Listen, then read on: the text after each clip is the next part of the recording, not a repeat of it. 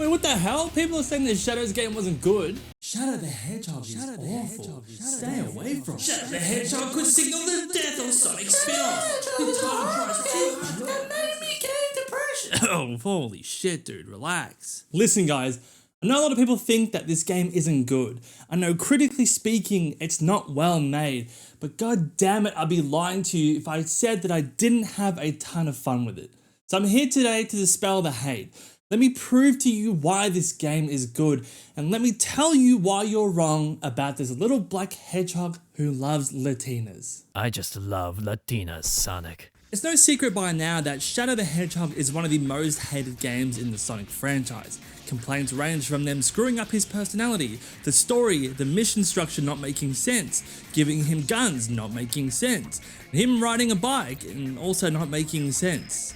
Okay, you get it. A lot of the critiques around this game are about nonsensical decisions. But I'd argue the opposite. Decisions made in this game not only help build out who Shadow is as a character, but also does a fantastic job to differentiate him so people stop thinking he's just a black or evil version of Sonic. Now when you start this puppy up, you are met with the peaceful and soothing sounds of gunshots. Every selection in this game is a gunshot. And it's always the same sound effect, it's never a different one. Now getting past all of that, you are introduced to a Shadow that is suffering from amnesia, only left with severely fragmented memories. Struggling to remember who he is or anything substantial from his past, he is met by a foreboding figure that tells him he must collect the 7 Chaos Emeralds as promised.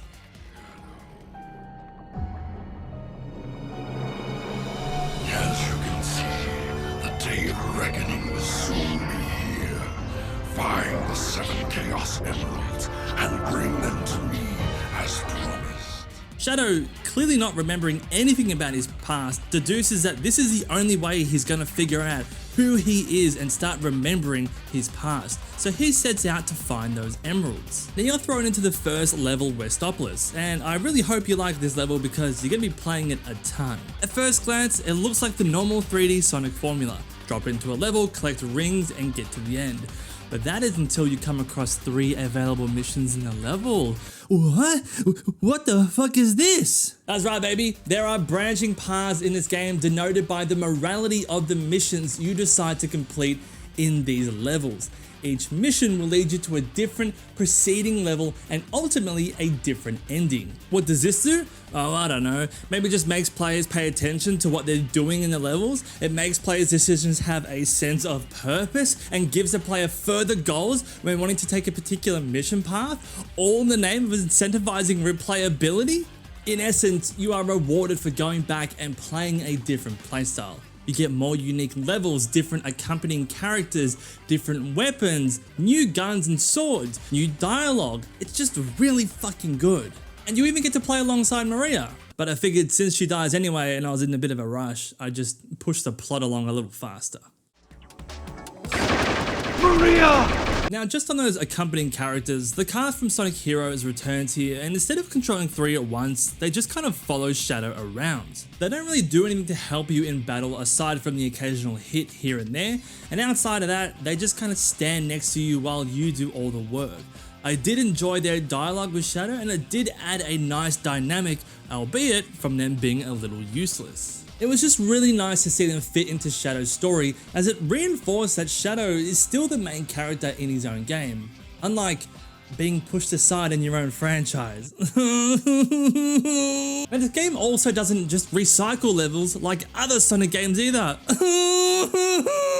Every level you unlock will be an entirely new level. From my time in playing through the 3D Sonic games in order, Shadow's game by far has the most variety in its level design. I was genuinely shocked that there was this much attention and care put into a spin-off game, and we the player get to enjoy this much variety. Levels were massive, had so many hidden secrets and fun objectives within them. There were branching paths that lead you to entirely different directions, and some of these new directions were crucial in completing certain missions. It means players aren't just going on autopilot to get to the end. The variety demands the player's attention. Now this also extends to its bosses too. The game doesn't just copy and paste its bosses. Sure, some are extremely similar, but they do enough to change the levels or mechanics around to where it feels fresh and new again. One time you might be fighting a robot that just slams its fist into the ground. But then the next time you fight it, it now has long-ranged eye lasers and it's standing on a pillar, which introduces a new layer of complexity, as now it can get you from a distance, as well as an added layer of verticality. You have to look at your surroundings to either get up there with the robot or find a way to bring him down. Ultimately, it is the same enemy, but the way you address this same enemy is now wildly different. And things like this just constantly happen throughout the game, so seeing the same boss never felt like a cheap or lazy thing. It was always a, oh, I wonder how they're gonna change this one up kind of moment. And to complement all this good shit going on, the soundtrack, as to be expected in most Sonic games now, maintains that really high standard, with some absolute banger and iconic songs.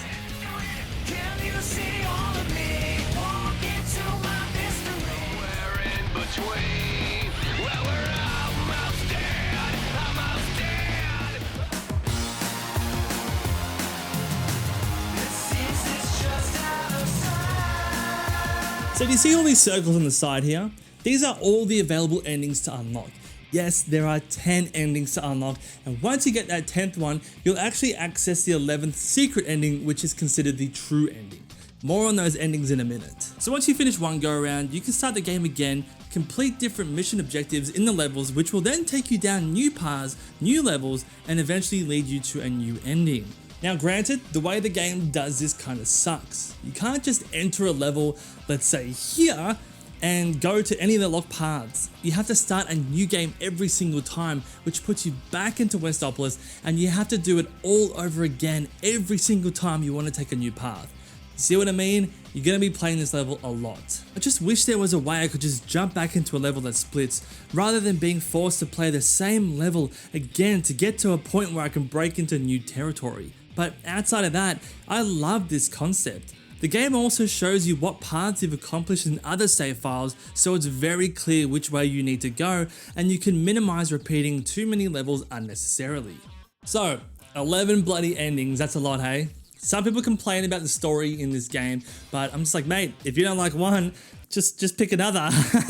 But no, I do understand that this many endings feels excessive. It also calls into question their purpose, because once you unlock the 11th true ending, it basically results in the other 10 endings being considered non-canon. Now there are a bunch of breakdowns that show how some endings are raised in future Sonic games, such as Shadow's memories, or someone will say something as a reference, implying that they might be canon, but I'm not getting into that.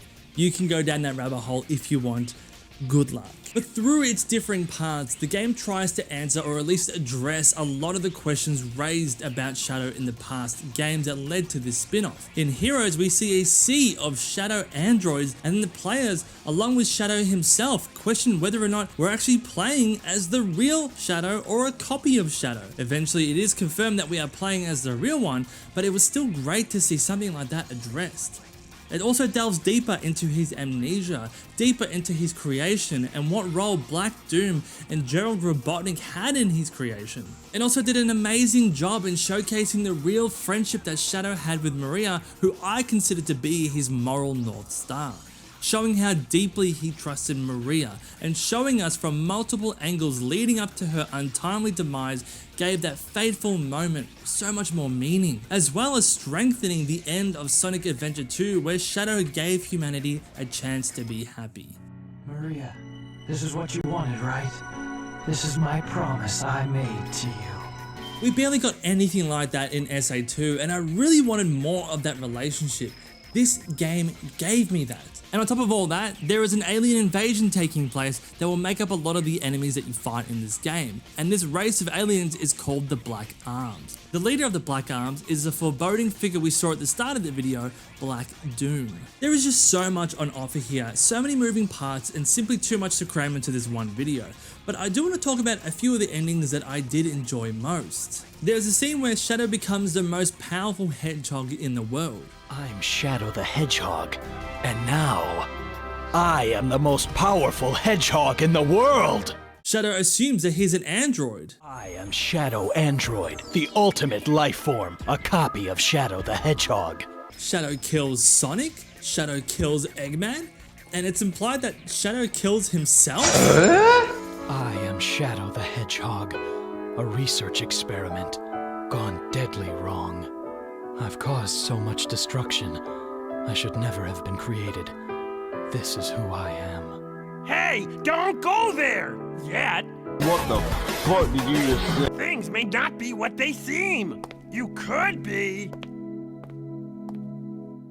Bloody hell, this game gets dark. Now sure, some of the other endings do require players to invoke their suspension of disbelief, but as I was playing with the sole intention to just have fun and being open to anything, I was just enjoying myself the whole way through. I mean, they could have made Sonic and Shadow kiss, and I'd be up for that. Like, imagine if they made them kiss. Like, it'd be really weird, but like also kind of cool. The final true ending sees Super Shadow using Chaos Control to teleport the Black Comet back into space and using the Eclipse Cannon seen in Sonic Adventure 2 to blow it up. And then we see Shadow on the Ark where he says, Goodbye forever, Shadow the Hedgehog.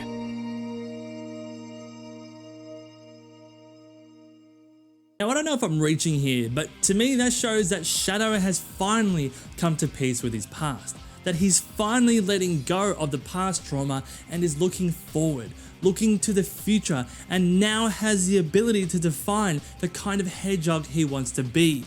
Oh, goosebumps! By the end of the game, I got a true appreciation for Shadow being his own character rather than a similar hedgehog to Sonic.